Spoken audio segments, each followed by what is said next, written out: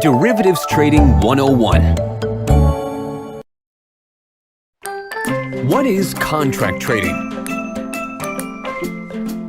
Contract trading is the act of the two trading parties to buy or sell contracts at the exchange, in which it is clarified buyers would buy specified quantities of the commodities at a specific price, a particular time, and a fixed place in the future. Developed from forward contracts,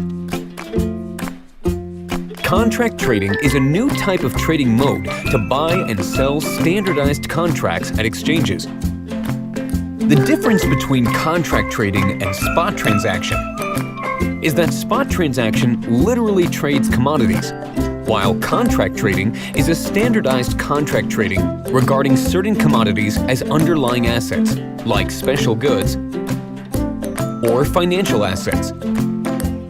There have been various digital assets derivatives using cryptocurrencies as underlying assets since Bitcoin issued. The ultimate goal of contract trading is to find the fair price instead of transferring commodities ownership.